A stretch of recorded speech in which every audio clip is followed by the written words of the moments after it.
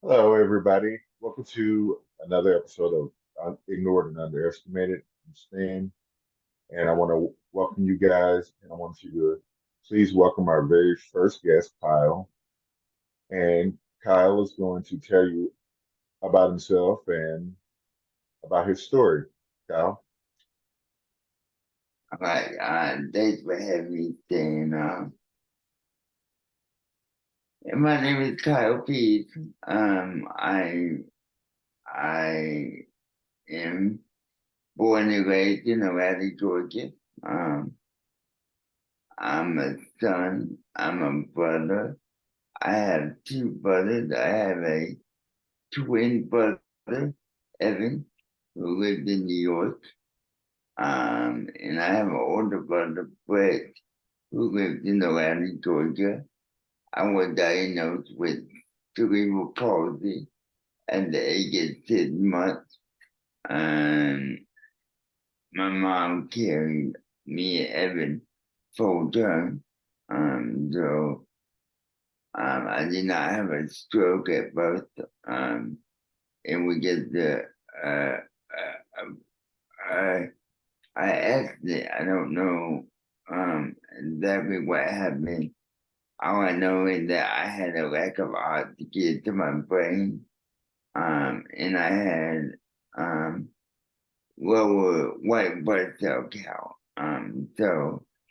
Uh, and as you know, most babies are they hit milestones throughout their beginning months of their lives, and I was hitting that milestones. And so my mom took me to the doctor along with my dad, and that's when they diagnosed me. So it was about 6 months in to um, until they found out my CP. Um, so they were very proactive and got me therapy and all that. Um, and mom and dad never really took no uh, for for answer for me. They always wanted to find a way to say yes, even if it was gonna, cost them more money or, put the family at risk. Um, they just wanted to make sure that I had a normal childhood. Um, I don't really like that word normal, um, but um, they gave me every opportunity to be as successful as possible. Um, so yeah, I've been in the wheelchair my whole life. Um, Graduated from North Atlanta High School. I got a bachelor's of science from Kennesaw State University, which is about 20 minutes north of Atlanta. Graduated in 2008. Um, and yeah, I've been living the best life I can through different vehicles of life. Um, I'm a Christian, and that has really helped me got through some very difficult times in my life. And every day is a challenge. Um, I have about 10 caregivers that take care of me day in and day out. So basically, what you do for yourself, you would do for me. So that's why I have those caregivers. And then one I'm most passionate about is the Kyle P. Foundation, which making it to improve the lives of disabled individuals through sports, um, in particular endurance sports. So anywhere from 5K all the way to Ironman, we provide assistance to our athletes and families. So it is free of charge, and all we ask them to do is to come with a smile on their face and forget about their disability for the event that they signed up for.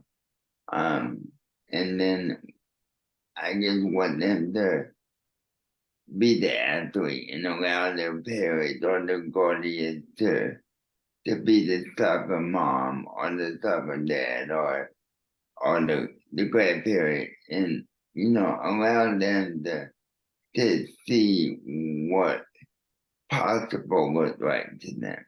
So in a nutshell, um that's about it, man. I work 80 hours a week. I work at the foundation, 35 So, hours. how long have you been working at the foundation? I'm in at about, well, so we started the foundation in 2011. So I've been with them since 2011. I came on and I paid over, yeah, in the past 3 years. So, I'm a full-time employee there. I also work part-time at public at the town Brookhaven location.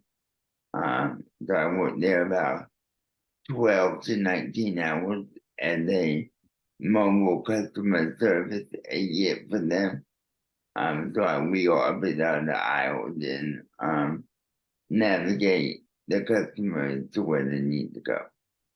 Um, so, um, as you know, Stan, working at fun with the labor of love, good days and bad days. But overall, it's been a good experience. So, kind of like me, you never really let things stop you. You just rise above the challenges, right? Always, always, yes, yeah, Right. I mean, people think that just because we have a challenge, that we're just going to stop living our lives and just kind of just go sit somewhere and just crawl in a hole. I'm like, no, I'm going to do what I need to do to live my life to the fullest. yeah, yeah. I totally agree, and I think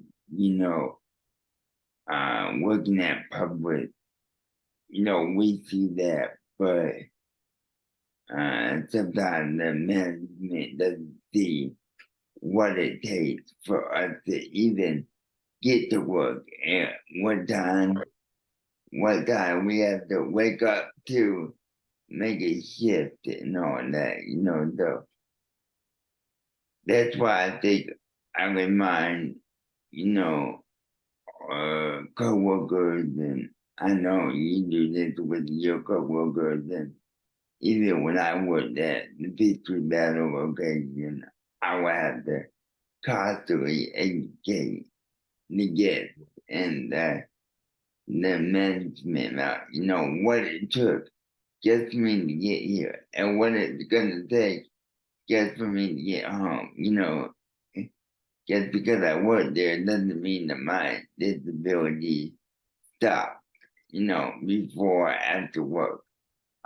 So it's a process, but this is what God has put me to do. And like I said, I have good days and bad days, and I have Mhm. frustrations and I have dreams. Um, Right, so take the good with the bad and definitely the bad with the ugly. right.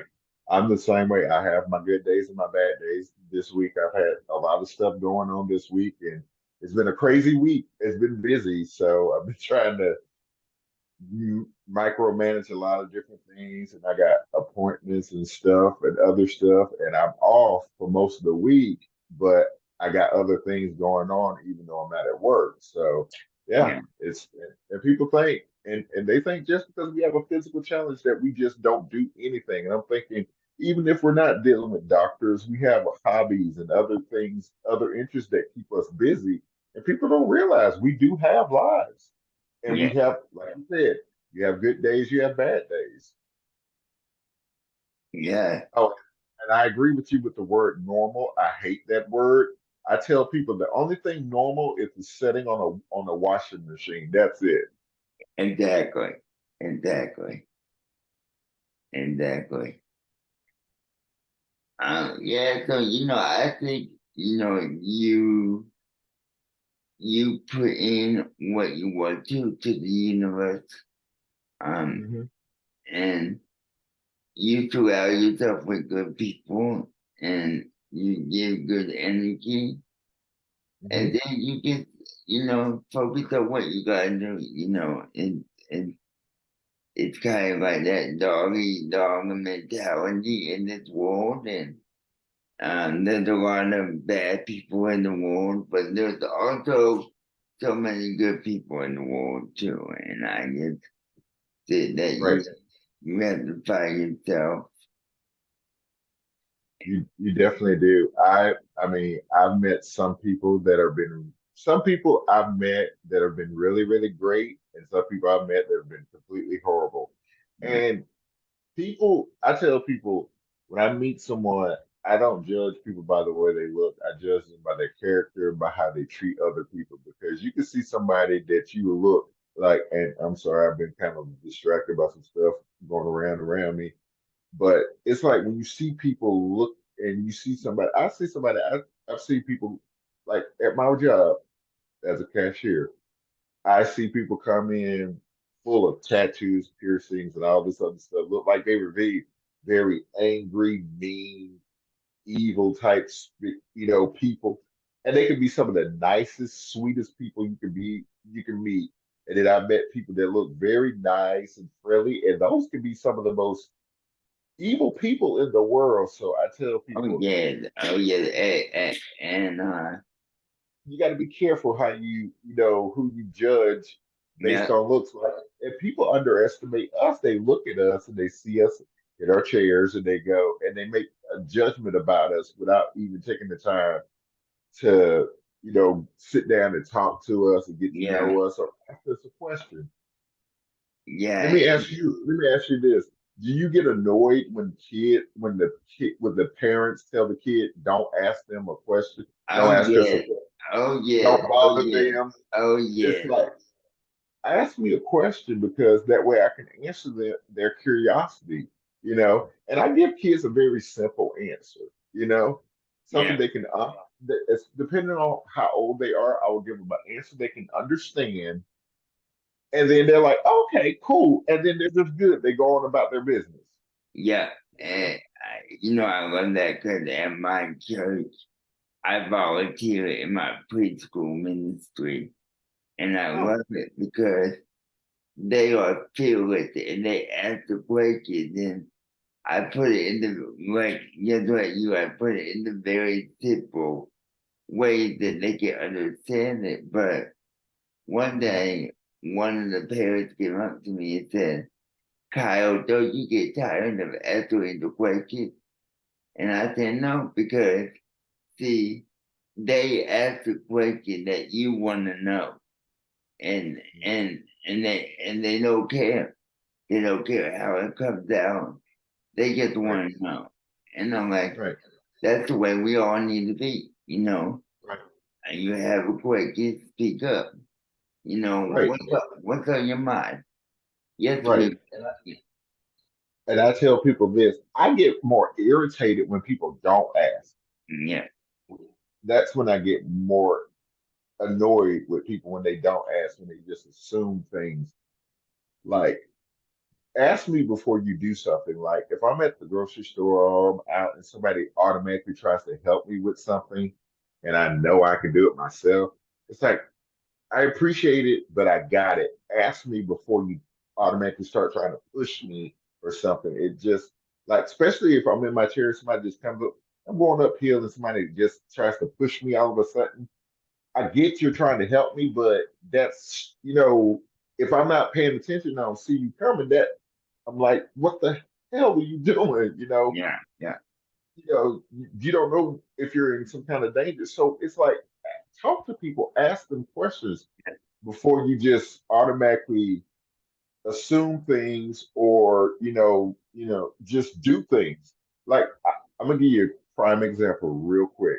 My mother, she bought me a couple of things that she thought I could use. and neither one of these things I could use because one, they're not the right thing for me, and two, I just can't use them. They don't work for me. And I said I appreciate the thought, love you for that, but you should ask me before you just automatically buy something that you think that I can use just because I use a chair. Yeah. No.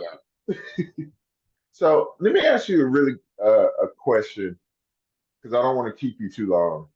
I know you're good. I'm all yours, however long it takes. But I want to ask you, what would you want people to know about us, about people with physical challenges? Because we don't have disabilities, we have challenges, is what I like to tell people. What would you like people to know about us? Well, I'll put it to you like this. Here's the way I look at it. I have ability with slight modification.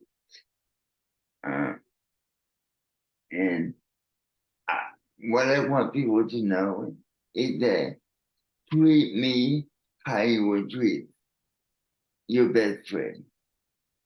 Treat me like another human being. If I mess up, call me out on my shit. If I do good, let me know. If I need to do better, let me know. If I'm doing a good job, tell me. Talk to me. I'm not gonna I'm not gonna bite. Just tell me what I need to do. And I'll do it to the best of my ability. So give me the opportunity, like you were saying, you know, come to me and say, Kyle, do you need help with this? Don't just assume that I need your help. Right. You You know what? I agree with you 100% on that. Talk to me. Don't just assume. You know, Yeah, treat me like you would treat anybody else. And yeah, that's the thing. We're not like anybody else. We just have something different than other people. We're not there. There's no reason to treat us like we're so fragile that we're going yeah, to instantly break. We're not like so yeah, yeah, I love how you said that. Like treat me like you would treat anyone else. I yeah, love that. yeah. I want to thank you for your time today, and I love all the work that you're doing and everything. And I definitely would love to interview you again at some point if you have anything else you would like to talk about at some point down the line. You have my information, and let's just keep in touch. But I want to thank you. You've been great today. Thank you, Dan. Thank you for having me. Oh yeah, as soon as I saw you, I was like, I definitely want to get you on. And you are my first guest, and you have been the best guest so far. Yeah. But you have a good day, and you take care. All right, you too, bud. Okay. Bye bye.